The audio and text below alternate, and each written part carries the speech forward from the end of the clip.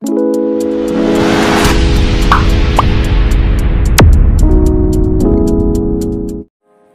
semuanya, selamat datang di RX Channel. Belum melanjutkan video ini, jangan lupa like, subscribe, dan nyalakan loncengnya ya. Perkenalkan, kami dari Transfer B 2020 Stiva Makassar. Mana pertemuan kali ini kita akan membahas tentang flow cytometry. Apa sih itu flow cytometry?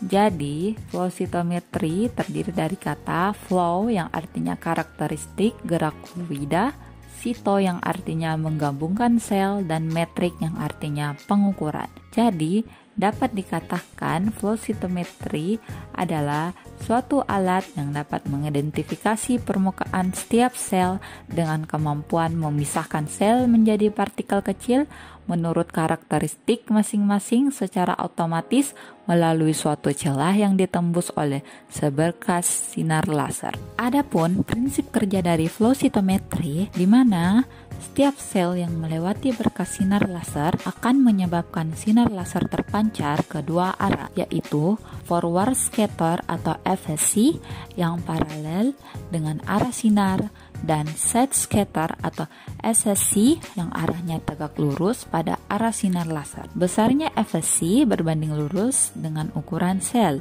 baik itu sel mati maupun sel hidup, di mana sel mati terlihat lebih kecil dibandingkan sel hidup. Adapun SSC ditentukan oleh morfologi dan emisi sinar fluorescence yang dipancarkan oleh fluorokrom yang digunakan untuk mewarnai sel. Sinyal-sinyal itu dikonversikan menjadi angka digital dan diperlihatkan pada suatu histogram yang dapat dianalisis untuk memperoleh informasi tentang karakteristik sel yang bersangkutan. Adapun hasil yang diperoleh akan tertera pada monitor berupa scattergram dan two parameter dot plots, di mana memiliki prinsip memvisualisasikan secara selektif karakteristik dari masing-masing sel sebagai hasil eliminasi dari partikel yang tidak diinginkan.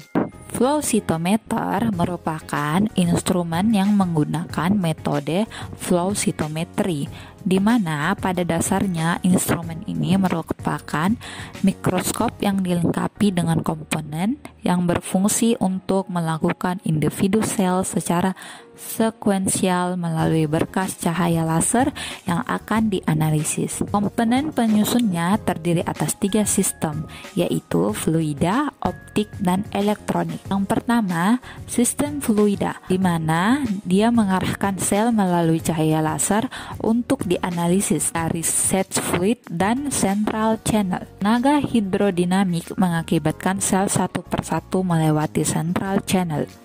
Fluida merupakan bagian yang paling sensitif pada flow cytometer. Jika terjadi kesalahan, semuanya akan salah dan fatal. Masalahnya sebagai berikut, yaitu quarks, gelembung udara, dan leaks.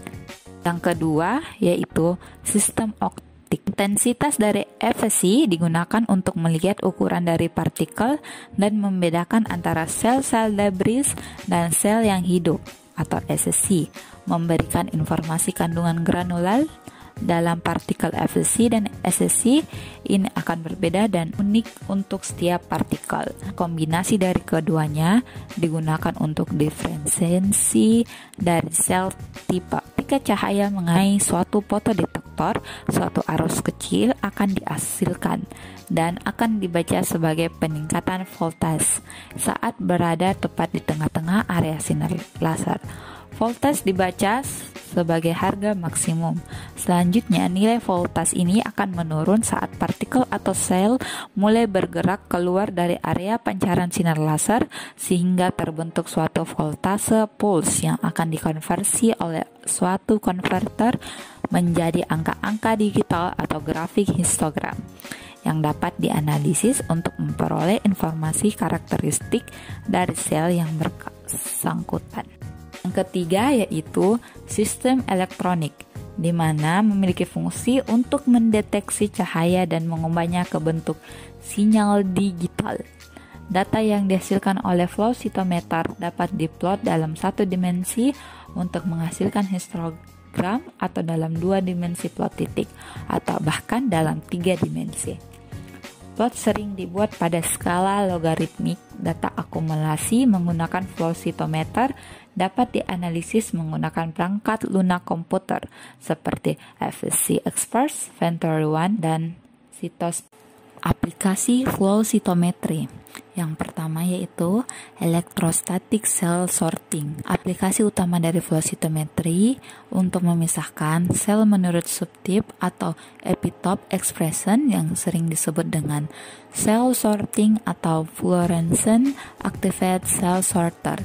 Kecepatan dari flow sorting tergantung dari beberapa faktor, termaksud ukuran partikel dan laju dari droplet formation, di mana kegunaannya yaitu seperti pemisahan limfosit yang memproduksi berbagai kelas imunoglobin dengan menggunakan antibodi monoklonal terhadap kelas dan subkelas, dan pemisahan sel hidup serta sel mati.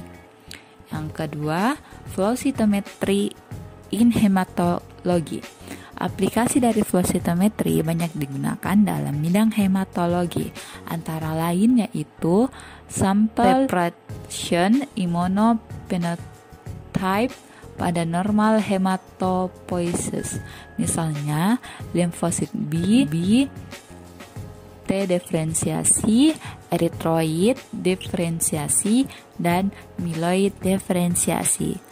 Terima kasih, semoga bermanfaat. Sampai ketemu di video selanjutnya dengan materi yang lain. Bye-bye.